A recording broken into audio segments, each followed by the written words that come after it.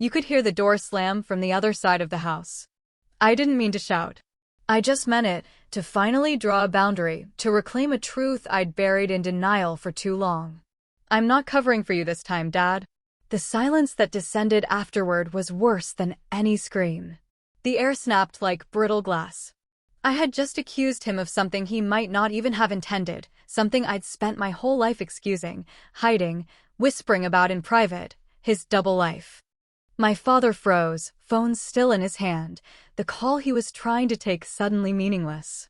His eyes went wide, shocked, and then closed. He didn't respond. Just let the silence fill in the answer. I backed toward the hallway, heart pounding. My mother stood at the end, eyes pale and flat, hands clenched around a steaming mug. My brother had paused mid-bite at the kitchen island. Even my grandmother, who was late for dinner, stood outside her room, hand on the doorknob. No one spoke. My father cleared his throat finally, as if he'd found a voice inside that frozen moment. Come explain, he said, chest tight like he wouldn't finish the sentence.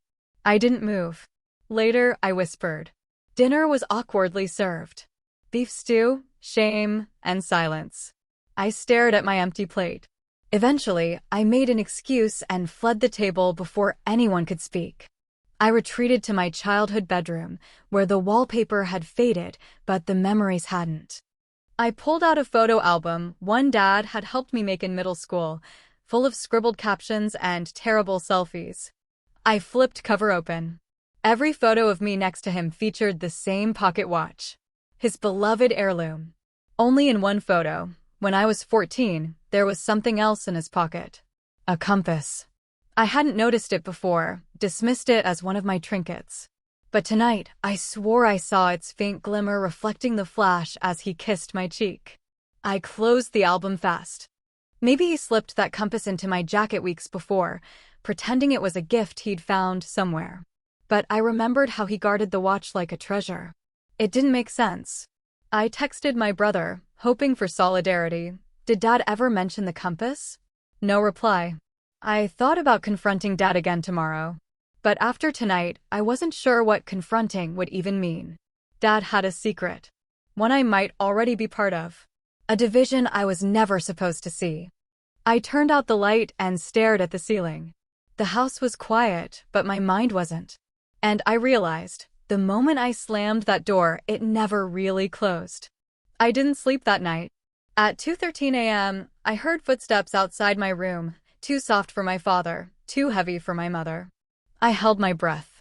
They paused, then creaked away toward the study. I opened my door a sliver. A shadow moved down the hall and disappeared. I should have gone back to bed. Instead, I crept after it. The study door was slightly open. I peeked through. Dad was sitting there, back to me, head in hands. The desk lamp cast a pale halo around him. Papers were scattered. Not work files. Not bills. Handwritten letters. Photos. One of a woman I'd never seen before, standing beside a lake. He picked up a phone, not his usual one. Smaller. Older. He turned it over in his hands. Unlocked it. I watched his face shift through something like grief, guilt, and fear. Then he started recording a voice memo. I barely caught the words. I can't keep this from her any longer. She deserves to know. But if she finds out the truth the wrong way. He paused. Deleted the message. Started again. This time quieter. She'll hate me. But maybe that's better than her hating herself. I didn't breathe until he stood and left the room. I waited. Counted to 50. Then slipped inside. The old phone was still there. I opened the memo app. Nothing saved. But in the photo gallery, one video. Dated 2 years ago. I clicked play. Dad's face appeared. Nervous. Disheveled. If you're watching this, I've failed. I always said I'd tell you when the time was right, but time kept moving and I kept choosing the lie. You were never supposed to know about the first family. Or about her. My stomach dropped. He looked off camera, then back. I did what I thought was right. For everyone. But there's one thing you need to understand. None of this was your fault. What I did, what I didn't do, doesn't change who you are. He leaned closer. Check the green box. In the attic. The screen went black. I stood frozen. First family? Her? The attic? I closed the gallery, returned the phone exactly as it was, and backed out of the room. That night, I didn't sleep. I waited for the sun. Waited for my parents to leave for work. Then I climbed to the attic. The green box was real. Dusty. Hidden behind plastic bins and Christmas ornaments. It wasn't locked. Inside, newspaper clippings. Legal papers. Photos of 2 children, twins maybe? Both with eyes like mine. And a birth certificate. Not mine. A girl named Ivy. Mother, unknown. Father, Charles Ethan Moore. My dad. I didn't know whether to cry or scream. I stared at the birth certificate as if the name Ivy might rearrange itself into something I understood. But it didn't. It just sat there, printed in neat, unforgiving type. The name of a girl I'd never heard of but who shared my father's blood. I dug deeper into the box. There were photos, some clearly from decades ago, others more recent. In one, Ivy looked about 6, standing beside my dad in a park. He was holding her hand, smiling like he'd never smiled in any photo with me.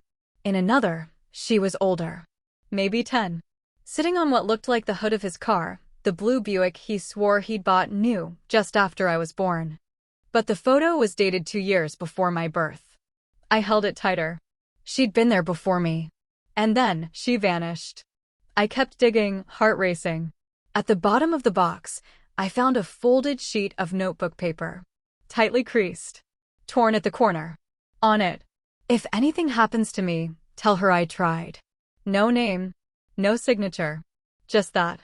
I set the paper down, trembling. Who wrote it? Was it Ivy? Her mother? My father? Or was it for Ivy from someone else? I barely heard the car pull into the driveway. The front door opened downstairs. My mother was home early. I rushed to shove everything back into the box and slid it under the loose boards in the attic floor. I closed the panel and made it to the hallway just as she called, "You home?" I cleared my throat. "Yeah." She stepped into view, keys in one hand, her face flushed from the cold. "You okay?" she asked. "Yeah," I lied. "Just tired." But she studied me for a second too long. I hated how well she knew me. She made tea. I sat at the table, pretending to scroll through my phone while my mind raced. Finally, I asked, as casually as I could, "Did Dad ever know someone named Ivy?" The pause was too long. Her hands stilled. The kettle whined behind her. She turned slowly. "Where did you hear that name?" I shrugged. "Just something I saw. Online maybe." She didn't blink. Then she sat down. "Ivy was his niece," she said. A lie. I saw it in her eyes before she even finished the sentence. "Oh," I replied, pretending to believe it. "Weird. I just thought it was something else." She nodded too fast. "Old family stuff. Complicated." I let it drop. But something in her reaction was wrong. Too defensive. Too prepared. Like she'd practiced that story. I went to my room and locked the door. Ivy wasn't his niece. She was something else. And I needed to know what. That night, I logged onto a genealogy site. Typed in my father's name. Searched birth records. Marriage licenses. Death notices. Nothing on Ivy. But I did find something else. A custody hearing. Charles Moore versus Evelyn Carver. 10 years before I was born. The details were sealed. But one line was visible. Custody granted temporarily. Mother under evaluation. Mother. Not my mom. Someone else. Evelyn? Or Ivy? I barely slept. The name Evelyn Carver wouldn't leave my head. I'd never heard it before. Not from Dad, not from Mom, not in any whispered family story. But it was tied to him. To Ivy. And somehow now to me. By morning, I was obsessed. I started Googling. The first hit was an obituary, not for Evelyn, but for someone with her last name. A brother, maybe? The write-up was short. A name, a photo, and a town I'd never been to, Graybridge, 4 hours away. But the second hit was a hospital record. A mental health facility. Graybridge Center for Rehabilitation and Emotional Wellness. Admitted, Evelyn Carver. Date, 1997. Discharged unknown. My blood ran cold. She'd been institutionalized. I scrolled further. Articles. Rumors. One tiny, archived blog post from a now-defunct site. It read, Evelyn C.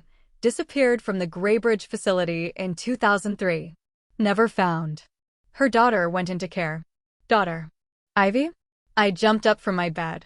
Something told me to check Dad's closet. He had a lockbox there. Black. Metal. I remembered it from when I was a kid. He kept his passport and important papers in it. He used to say it was boring grown-up stuff. But maybe it wasn't. I found it beneath an old sweater. Still locked. I tried his birthday. Nothing. Mom's birthday. Still nothing. Then I tried Ivy. 4-1-0-9, the day on her birth certificate. Click. It opened. Inside were two things, a passport and a folded letter. The passport wasn't his. It belonged to Evelyn Carver. Photo taken in 2001. She looked tired. Thin. But her eyes, my eyes, stared straight at the camera. The letter was addressed, to be opened if something happens to me. I opened it. Charles. If you're reading this, then I'm gone. You told me once you'd protect her. That you'd keep her safe if I couldn't. I believed you. I trusted you. But if she's still missing, if Ivy isn't with you, then I need you to tell the truth. Tell her who she is. Tell her who you are. Tell her I loved her. Please don't let her grow up in the dark. She deserves more. There was no date. No signature. Just the same looping cursive I'd seen on the note in the attic. She was writing from somewhere raw. Somewhere scared. And I realized, my dad had known exactly where Ivy came from. He'd promised to keep her safe. But she wasn't here. She was gone. And if Evelyn had vanished and Ivy had disappeared, what did that make my parents? Guardians? Or something else? I put everything back in the box, relocked it, and returned it. But I couldn't breathe right for the rest of the day. I went downstairs and found Mom folding laundry like nothing had happened. Mom, I asked slowly, when you first met Dad, was he with someone? She looked up sharply. Where's this coming from? Just answer. She hesitated. Then yes. But it wasn't serious. Was her name Evelyn? The basket slipped from her hands. Clothes scattered. She didn't say anything. But her face said enough. The next day, someone knocked on our door. It was a Sunday, just past noon. I was still in my pajamas, half glued to the screen of my laptop, rereading Evelyn's name again and again. The knock was sharp. Purposeful. Not the kind of knock that comes from a stranger. It felt familiar. Mom got to the door before I did. She opened it slowly, just a crack. I heard the voice from the hallway. Claire Moore, a woman asked. I froze. Claire, my full name. But not many people used it. Yes, Mom answered, tight. I think you know why I'm here. I stepped into the hallway and saw her. Mid-30s. Dark hair pulled back in a braid. Worn leather coat. Tired eyes. She looked like me. Too much like me. Who are you? I asked. Her eyes snapped to mine. You must be her, she said. Ivy. My blood went ice. No, I whispered. That's not my name. She stared at me a moment, then turned back to my mother. You didn't tell her, did you? Mom stepped outside and pulled the door almost closed behind her. But not enough. I heard everything. You have no right, Mom began. You lost that the moment you kept her. The moment you pretended she wasn't someone else's. She doesn't even remember you. Because she was two. Silence. Then, leave, Mom said. I'm not going anywhere, the woman said, louder now. I have proof. I want her back. Back, my voice cracked. I stepped outside. What do you mean back? She turned to me slowly. I'm your sister, she said. The words punched the air from my lungs. Ivy was my sister, she continued. She went missing when she was 2. We thought she was taken. We thought she was dead. Mom went pale. That's not true, she said. She was abandoned. No, the woman snapped. She was hidden. I couldn't breathe. I'm sorry, the woman said to me, softer now. I didn't mean to just show up. But I've been looking for you for years. I didn't even know where to start until our cousin recognized your photo online, some alumni newsletter your school published. She reached into her coat pocket and pulled out a picture. Two toddlers, sitting on a swing set. One had a scrape on her knee and a plastic toy phone. The other wore a tiny purple hoodie, the one I'd once seen in an old photo album but had no memory of wearing. "That's me," she said. "And that's you. Our dad took it." "Your dad?" I whispered. She nodded. "Evelyn is my mom. But Charles, he was our dad. Yours and mine." I turned to Mom. She didn't speak. "Tell me it's not true," I begged. "Tell me she's wrong." But her silence was louder than anything she could have said. The woman reached into her bag again and handed me a folder. Inside, DNA test kits, court orders, a letter from an investigator. "I'm not here to destroy your life," she said. "I'm here to find out what happened to mine." She handed me one last photo. It was Evelyn. Older now. Worn. Missing one front tooth. Staring blankly at the camera like someone who'd forgotten how to smile. "Taken a year ago," she said. "We found her living under a different name. But she doesn't remember anything after the day you disappeared." I clutched the photo. My legs felt numb. "Then who raised me?" I asked quietly. Mom finally whispered I did. "No," I said. "You kept me." I didn't speak to Mom for 2 days. She tried knocking on my door, sliding apology notes beneath it, cooking my favorite meals. But I didn't touch a bite. Didn't respond. I just stared at the folder. DNA results. Photos. Reports. And Evelyn's face. It haunted me now. The way her eyes looked familiar, but empty. Like a woman made of fog and memory. I thought about the swing set picture. The one of me or Ivy, with a scraped knee and a toy phone. Something inside me knew it was me. That I'd felt that swing's chains. That I'd cried over that scrape. But I had no memory of her. My sister. Not even a dream. On the 3rd day, Mom finally said through the door, "If you don't come down, she'll come back." With police this time. I opened the door slowly. "You lied to me," I said. She didn't deny it. I did. "Why?" She took a breath. "Because I thought I could love you enough to make it okay. That broke something in me. I wasn't yours. You were left." She ran. Evelyn disappeared. No one knew where she went. "Your father didn't want you in foster care. He said we could take you. Just for a while. But you never gave me back." Her voice cracked. "He promised he'd handle it. He said she wouldn't come back. That we'd raise you like our own. And you were okay with that?" "No," she whispered. I was desperate. I felt something in my chest collapse. A quiet implosion. What about the sister? The one who showed up? She was 8 when it happened. She couldn't stop crying for months. But Charles said it would be easier if no one knew. Cleaner. I couldn't stop shaking. "You stole me. We loved you." "That doesn't make it right." She looked at me then. Really looked. "I know," she said. "But you have to understand, I raised you. I fed you, held you through every nightmare, stayed up for every fever. I was there when you said your first word." "What was it?" She smiled sadly. "More. It was after you tried peaches for the first time. You kept yelling more." I sat down. The weight of everything crashing over me. "I don't know who I am anymore," I whispered. "You're you. That hasn't changed. Hasn't it?" That night, I stared at the DNA swab on my desk. I didn't need it. But I sent it in anyway. Just to be sure. A week passed. Then 2. I didn't speak to either woman. But the 3rd week, a letter arrived. From Evelyn. It was written in a shaky, unsure hand. I don't remember what happened. But I remember a girl with my eyes. "If that was you, I hope you forgive me. I hope you're safe. I hope you got to be a child." She drew a heart beside her name. Just that. No demand. No blame. Just hope. The envelope sat unopened for 2 days. The DNA results. I already knew what they'd say. But still, the moment felt too heavy. Like if I opened it, I couldn't go back. Couldn't pretend any longer that the life I lived was the full story. Finally, I took it outside.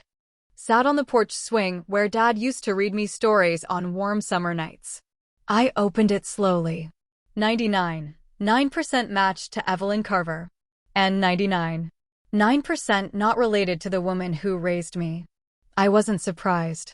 Just numb. I'd already started saying my mother and the woman who raised me in separate categories in my mind. That should have hurt more. Maybe it would later. But now? Now I felt hollow. That evening, I met with the woman who called herself my sister. Her name was Mara. She took me to a diner outside town. Said she didn't want to talk where Mom might overhear. I didn't argue. We sat in a booth. She ordered tea. I ordered nothing. We stared at each other in silence. You looked just like her, Mara finally said. When you opened that door. I don't remember her. She sang all the time. Used to sing us to sleep, even if we'd already passed out. Sometimes she'd fall asleep humming. I stared at the salt shaker. She had a breakdown, didn't she? I asked. Mara nodded. After you were gone. After she realized Dad wasn't going to bring you back. She didn't try to find me? She tried. But by the time she found your town, she was already unraveling. She started saying things that didn't make sense. Police didn't believe her. Then she vanished. And now? She lives in a care facility near me. She's better, sometimes. But most days, she's stuck in 2003. I swallowed hard. She thinks I'm still 2 years old? Yeah. She think you're me? Sometimes. I rubbed my temples. This is insane. Mara pulled something from her bag. A cassette tape. Labeled, Ivy's Lullaby. She recorded this for you. The night before you disappeared. She handed it to me. Thought you might want it. I clutched it like a relic. And then she said something I wasn't ready for. You should come meet her. I looked up. No. She's your mother. She's a stranger. She lost you. She lost herself. Mara sighed. You don't have to decide now. I'm not ready, I said. I know. We sat a while longer. Then, as we were leaving, she said, I don't want to take you away from your life. But I do want to be in it. If that's something you'll allow. I didn't know how to respond. So I just said maybe. I don't remember deciding to go. 1 minute I was ignoring the thought entirely, and the next I was in the passenger seat of Mara's car, driving toward Greybridge. The cassette tape lay in my backpack. I hadn't listened to it. I didn't know if I could, but it felt wrong to leave it behind. We drove in silence for most of the ride. Mara occasionally glanced at me like she wanted to say something, but she didn't. She seemed to know I was at my limit. It was a 3-hour drive, mostly through gray, half-frozen countryside. As we approached the town, the trees thickened, and the sky got heavier. Like the weather understood where we were headed. The care home sat on a quiet hill, surrounded by old oaks. It wasn't a hospital. More like a house that had decided to give up pretending to be anything else. Inside, it smelled like lavender and soap. A nurse greeted us and nodded when Mara gave her Evelyn's name. She's having a good day, the nurse said gently. But don't be alarmed if she drifts a little. Memory comes and goes. I followed Mara down a carpeted hallway. At the end, a door stood slightly ajar. Mara knocked softly, then opened it. She stepped in first. Hey, Mom, she said. I stood frozen in the doorway. The woman in the chair looked up. She had a crocheted blanket on her lap and a book open in her hands. When she saw Mara, she smiled. But when her eyes landed on me, she froze. Her mouth fell open slightly. Her eyes shimmered. Ivy, she whispered. I stepped in slowly. I'm not sure, I said truthfully. She held out a trembling hand. I took it. Her fingers were thin, cold, familiar in some haunting way. She stared at my face like she was mapping it. I never stopped hearing you cry, she said. Even when I was sure it wasn't real. Mara sat beside her. She came, Mom. She's okay. Evelyn looked back at me. I sang to you. Do you remember the stars on your ceiling? I didn't. But something in my chest cracked. I'm sorry, she whispered. I couldn't protect you. I couldn't stop them. I don't remember, I said again softly. She nodded, tears slipping down her cheeks. That might be mercy. I stayed for an hour. We didn't talk much. Sometimes she asked me the same question twice. Sometimes she called me baby bird. Sometimes she just stared. But when we stood to leave, she looked me straight in the eye and said, You're not lost. You never were. You were just misplaced. Mara held my arm as we walked out. Neither of us spoke until we reached the car. And even then, all I said was, "She still loves me." And Mara replied, "She never stopped." I didn't speak to anyone the next day. I didn't know what to do with what I'd seen, with what I'd felt. Evelyn's hand in mine, her voice calling me baby bird. Her eyes, so much like mine, holding a lifetime of pain I didn't know how to process. But I couldn't deny it anymore. She was my mother, not the woman who raised me. And as much as I hated what had been done, I didn't hate her. Not anymore. That night, I sat in my room, alone, holding the cassette tape Mara had given me. I found an old player in Dad's things, blew dust off it, plugged it into the wall, slipped the tape inside, pressed play. A hiss, then silence, then a soft voice, humming. It was a lullaby. Off-key, tender, halting. A woman singing through tears. The melody was unfamiliar, but my body remembered. I started to cry before I even understood why. The voice spoke. "Ivy, baby. If you're hearing this, it means I had to leave you. Or someone took you. I don't know what's coming. But I know this, I love you. I have always loved you. More than anything." Pause. They'll say I wasn't well. Maybe they'll be right. But I never stopped being your mother. I never stopped being yours. A long, quiet breath. Then, find your way back to the truth. Even if it hurts. Click. Silence. I sat there for a long time. Then I stood. Walked down the hallway to the woman who raised me. She was sitting on the couch, flipping through a photo album. When she saw me, she stiffened. "I listened to the tape," I said. She nodded. Waited. "I want to ask you one more thing," I said. "Anything." "Why me?" She closed the album. "Because you needed someone. Because I thought love could fix it. That maybe if I gave you everything, it would be enough." And was it? She looked at me for a long time. It was for me. I sat down beside her. And for the first time in weeks, I let her hold my hand. "I don't know how to be both their daughter and yours," I whispered. "You don't have to be anything except who you are." The days after that were quiet. Mara and I started texting. Sometimes it was awkward. Sometimes easy. She sent me a photo of Evelyn smiling beside a drawing I'd apparently made as a toddler, a stick-figure family with a big sun. I met Evelyn again a week later. She didn't recognize me that time. But she held my hand. And she sang. That was enough. One afternoon, I walked into the attic again. Same spot. Same green box. This time, I knew what I was looking for. At the very bottom, beneath the letters and clippings, I found one more thing, a note in Dad's handwriting.